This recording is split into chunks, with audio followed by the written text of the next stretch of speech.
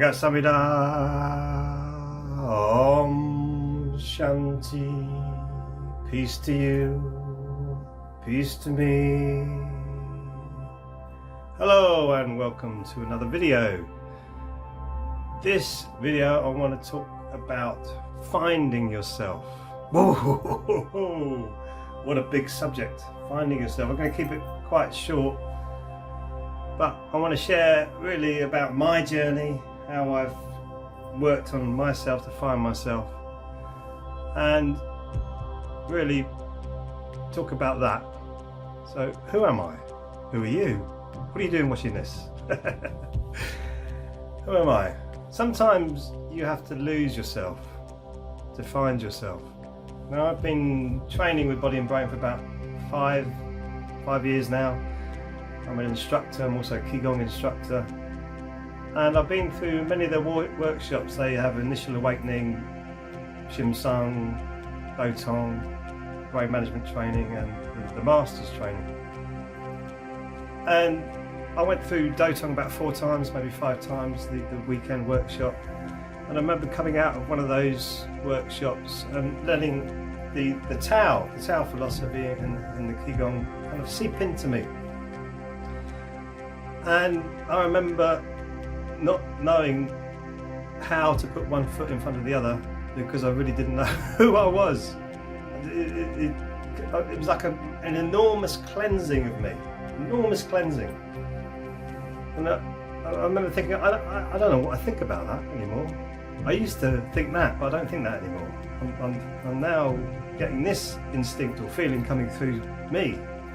And that whole juxtaposition of coming from a preconception or a conditioning or how you've been programmed, to have that cleansed away is one of the most amazing experiences of your life. It's all gone. Whoa! It's incredible. So that's really what we need to be doing to find ourselves, is to get rid of all the preconceptions, all those old emotions and feelings and thoughts, everything that's holding us back from actually expressing ourselves and doing whatever you want. You are free. You can do whatever you want. It doesn't matter. You shouldn't be repressed and thinking, oh, I can't do that. What are they going to think of me? They're going to think I'm an idiot. Yes, they're going to think you're an idiot. So it's all that programming and conditioning that we've had as children. When really, as children, we should be learning how to play, how to express ourselves in a good way, not in a me way, in a good way. There are cultures that do keep the first 7 years of a child's life coming from the heart, so you're learning to live through your heart, and that's interesting. Who knows if it's right or wrong? What is right or wrong? To actually live a life, what is right or wrong? That's very difficult. There are certain, obviously, things, moral standards that we've kind of slipped, and human decency that's kind of slipped in our societies today. But is it right or wrong to bring a child up through the heart? Is it right or wrong to bring a child up through the left brain or through the right brain? Is that right or wrong? Or should you balance everything? Should you balance all the 3 brains that we have, the neurons in the gut, the neurons in the heart, the neurons in the head? Should we balance that all up? Yes, balance is good. We should be growing up as balanced human beings. Not too much this, not too much this, not too much this, not too much this, not too much this. Finding yourself is finding your balance.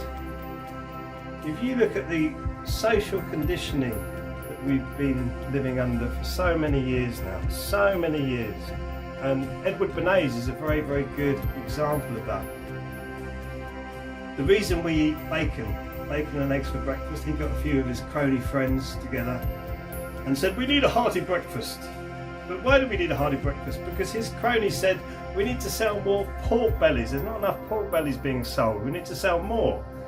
So he got cronies together, so we need a hearty breakfast. Bacon and eggs. Bacon and eggs is the hearty breakfast that we all need. So everyone starts eating bacon and eggs because they think it's the healthy thing to do.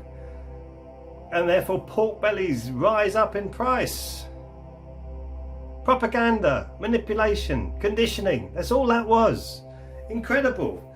And yet we have all across, I think, the Western world, we have the English breakfast, the Irish breakfast, the American breakfast, everything bacon and eggs. Wow! Enormous conditioning. Same with cigarettes. Same with cigarettes. It was the suffragettes that Edward Bernays was manipulating, and he said that the tobacco industry found out that women were too intelligent to smoke.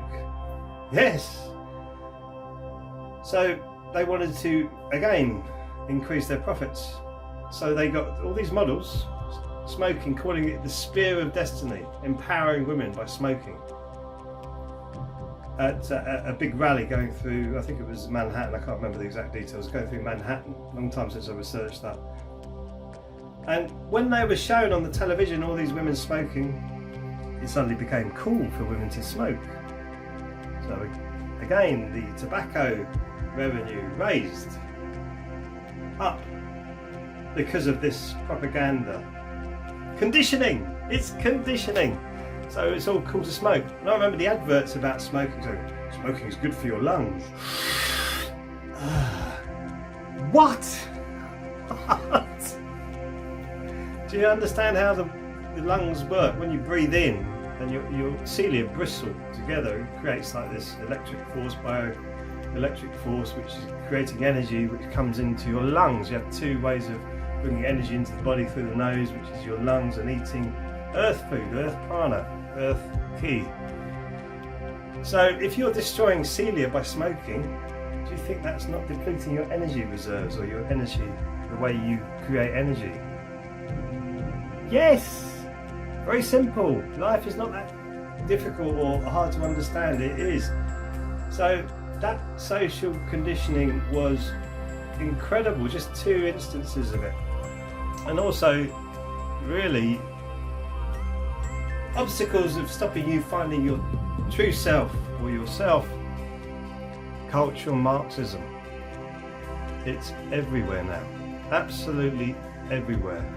I'm not going to go into that, but you should research into cultural Marxism. Go to the professors and the intellectuals who are talking about it. You'll see all this pop stuff on the internet. It's not very well done.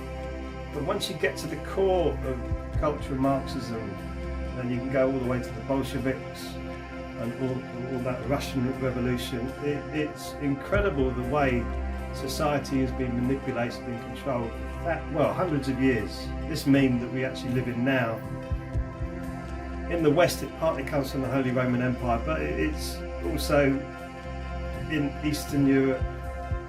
And all these people who are promoting cultural Marxism are all miserable and depressed.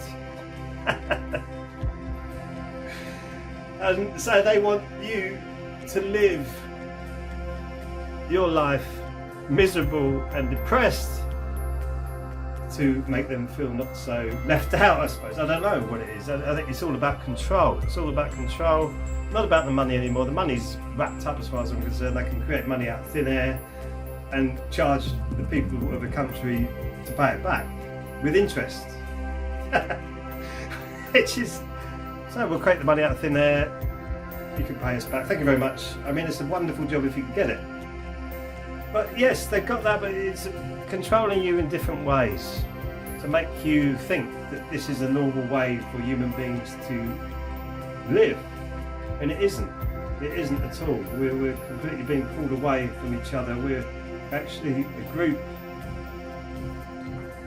like herd, but we're being promoted collectivism, which collectivism isn't it. We are like a herd, but we're individuals amongst that herd. So you should be allowed to express your individuality, but you should also be considerate of the herd, of the people around you. So you can't go wandering around chopping people up, things like that, because it's not acceptable. Also going around abusing and hurting people, it's not acceptable. So the herd mentality will keep that under control.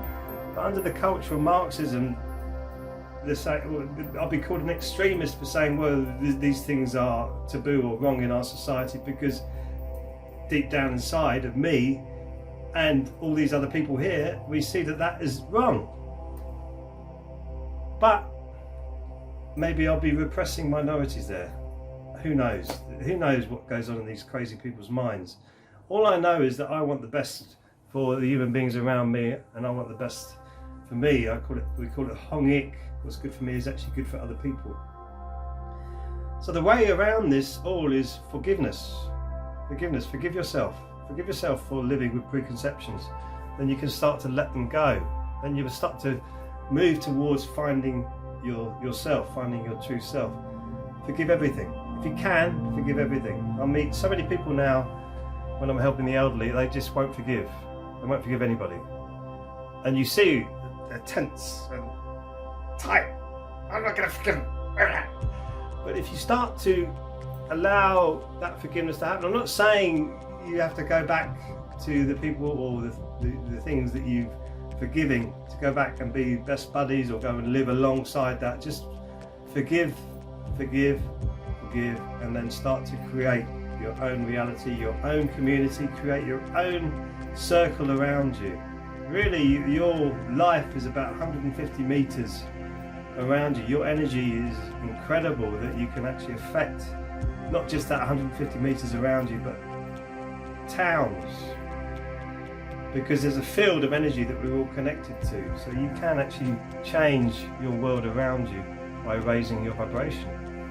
And raising your vibration, part of that is forgiveness. And quite a big part of that is forgiveness. And there's a wonderful, wonderful Ho'oponopono saying where you place your hand on your heart and you just say to yourself, speaking to your soul, your true self, I'm sorry, please forgive me, thank you, I love you. I'm sorry, please forgive me, thank you, I love you. I'm sorry, please forgive me, thank you, I love you.